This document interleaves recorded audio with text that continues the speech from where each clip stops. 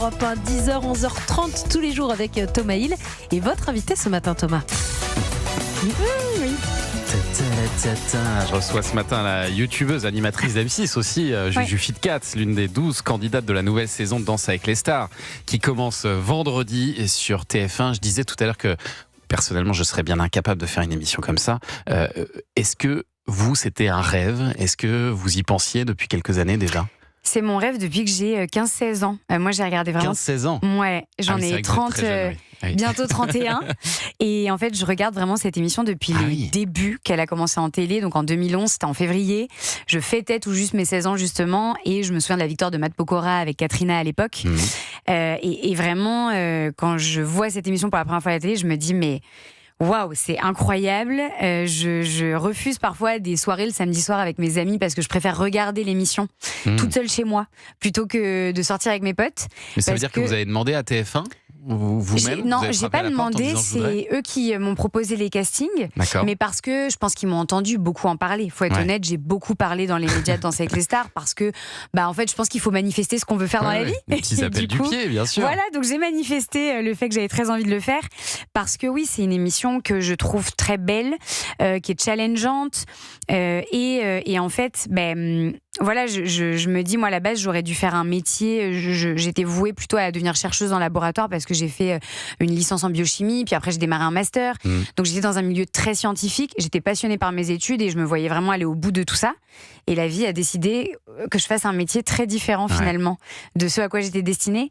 Et donc, j'ai la chance de faire un métier médiatique où je peux vraiment explorer des univers. Tester des choses, Et là, le fait d'avoir Dansé avec des stars qui se présentent à moi, c'est le rêve de la petite fille qui se réalise. Et je crois que vous aviez déjà testé un peu il y a 2 ans, c'est ça? Vous aviez passé les premiers castings. Exactement. Et ça s'était arrêté parce que vous étiez blessée? Exactement. En fait, j'ai eu pas mal de soucis de santé il y a 2-3 ans. J'ai eu des soucis au niveau du cœur. J'ai eu des soucis au niveau du genou. Pas mal de choses un peu compliquées. Et moi qui ne m'écoute pas beaucoup, je m'étais dit... je peux passer au-delà de ça et je fais les castings et de toute façon j'y vais et puis rien ne m'arrête. Si, mon médecin. Voilà. Mon médecin m'a arrêté et m'a dit alors mollo. Et ça a été compliqué parce que je m'étais vraiment faite à l'idée que je participerais.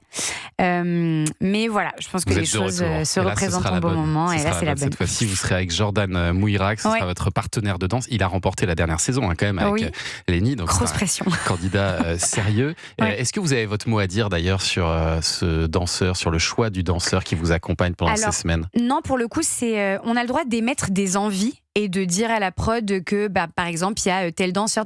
Souvent, je pense qu'on est tous un peu pareil, on en a plusieurs en tête avec qui on aimerait bien et on se projetterait. Moi, Jordan faisait partie des danseurs avec qui je me projetais parce que j'avais fait les castings avec lui il y a 2 ans. Donc, en fait, pour moi, c'était un peu rassurant de me dire, je vais donner son nom et puis si j'ai la chance d'être avec lui, je sais un peu comment il est déjà. Les castings, ça s'était bien passé, ça avait matché. Et donc, on a le droit un peu de dire ça. Donc, j'en avais donné plusieurs avec qui je pensais que ça pourrait être cool pour l'aventure. Et après, pour le coup, par contre, c'est la prod qui décide et je pense que ça fait 15 ans qu'ils le font, ils ont l'habitude, en fait, ils savent quels vont être les bons matchs. Exactement. Et je disais tout à l'heure qu'on vous a connu, Juju Fitcat, d'abord sur Internet, sur YouTube, avec des vidéos de sport, où vous accompagnez notamment parfois Thibaut Inchep, votre mari. Là, c'est quand même très différent, parce qu'on se dit, sportivement, je pense que vous n'aurez pas de problème à tenir la distance, mais artistiquement, quel est votre niveau en danse ? Je sais que j'ai le rythme en danse. Le rythme, pour le coup, le sens du rythme, je l'ai. J'apprends très vite. Jordan, encore il y a 2 jours, on apprenait une deuxième choré et il me dit, écoute, en 20 minutes, j'avais les pas. Donc ça, c'est cool, c'est que j'ai une bonne mémoire et les pas rentre bien. Par contre, maintenant, ce qui va être une difficulté pour moi, c'est le relâchement dans la danse, ce qui est très important parce que j'intellectualise beaucoup. En fait, je pense ma danse beaucoup ici, alors qu'il faudrait que je la ressente à l'intérieur du corps. Donc ça, c'est un gros point qu'il va falloir qu'on travaille et ça passe beaucoup par la respiration. Et en fait, moi, je suis beaucoup en apnée. Je retiens beaucoup, je contrôle beaucoup. Parce que les sports que j'ai pratiqués m'ont un peu appris ça. Et là, il faut que j'accepte quitte à, en fait, comme il me dit, des fois, quitte à perdre l'équilibre. Mais c'est pas grave, ça sera plus joli parce que ce sera vivant. Et il y a une danse en particulier que vous redoutez ? Le contemporain. Pourquoi ? parce que le contemporain, c'est typiquement dans le relâchement plus. Dans par l'émotion. rapport à d'autres danses comme le tango, le passo doble, etc., où on peut être un peu plus dans la tenue et donc être un peu plus solide, on va dire, et gainé. Le contemporain, il y a quand même beaucoup de relâchement et il faut aller chercher profondément à l'intérieur de soi pour ressortir les bonnes émotions. Et ça, en fait, c'est accepter de sortir un peu, même beaucoup, faut accepter d'être vulnérable, faut accepter de ressentir, et devant des millions de personnes, être vulnérable, c'est dur parce qu'en fait, être vulnérable, c'est quelque chose qu'on est capable de faire devant des gens où on se sent en sécurité et on sait qu'ils vont pas nous juger. Là, je dois être vulnérable devant des millions de personnes qui vont m'apprécier ou ne pas m'apprécier. Et vous savez quelle sera votre première danse vendredi ? Un contemporain. Ah non, parfait. c'est pas vrai. Attends, là, c'est le piège. Est-ce que c'est ce vendredi ou le prochain ? Ça, je ne sais pas, je ne pourrais pas vous dire. Mais en tout cas, ma première danse est un contemporain. C'est sympa de leur part. Donc j'ai dit, super, directement dans le bain, comme ça. Après, il y a un petit truc où je me dis, écoute, au moins, ce sera fait. Ce sera passé. Mais bien sûr. Alors, dans le casting, il y a des célébrités comme Angélique Angarny-Philippe pour la Miss France 2025. Il y a Julien Libre, il y a Laure Manodou, il y a Lucie Bernardoni, Philippe Lelouch, Samuel Bambi, Stéphane Bern. Est-ce que vous les avez vus déjà s'entraîner les uns les autres ou pas J'en encore ? ai vu quelques-uns, pas tous. J'ai eu la chance de voir Stéphane Bern danser ça nous intéresse. avec sa danseuse, que je peux nommer parce que ça a été annoncé, qui danse avec Calisson, qui est, je pense, parfaite d'ailleurs pour Stéphane parce qu'elle est très douce. Et lui, est-ce qu'il a le sens du rythme ? Stéphane, alors, je pense qu'au début, le sens du rythme, c'était peut-être pas quelque chose qu'il avait, ou en tout cas il le travaille, mais sincèrement il a de très belles lignes. On l'a vu danser avec Jordan, on les a regardés tous les deux, lui et Calisson, et il a des très belles lignes, il a des belles tenues et des beaux ports de tête, etc. Et je pense que justement tout le monde, je vois, le charrie beaucoup actuellement sur les réseaux, dans les médias, etc.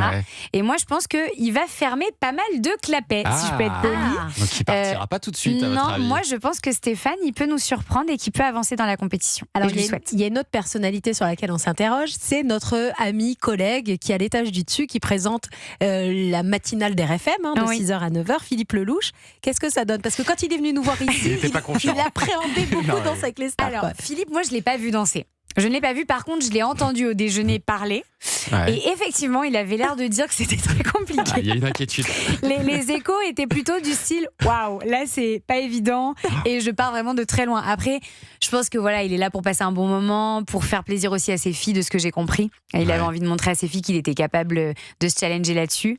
Mais je pense qu'il est très conscient de son niveau, de là où il part, et c'est important. En vrai, quand on a conscience des choses, je pense que c'est là qu'on peut mieux s'améliorer. Donc je pense que il a très conscience de ce qui se passe et je doute pas qu'il fera le maximum. Vous nous le vendez bien, en tout cas. On a hâte de voir ça. Merci beaucoup, Juju Fitcats. On vous souhaite vraiment bonne chance pour cette compétition qui va être intense tout au long de ces semaines. Et puis on espère que vous irez le plus loin possible. C'est gentil. Dans Danse avec les stars, saison 15, qui commence donc ce vendredi à 21h10 sur TF1.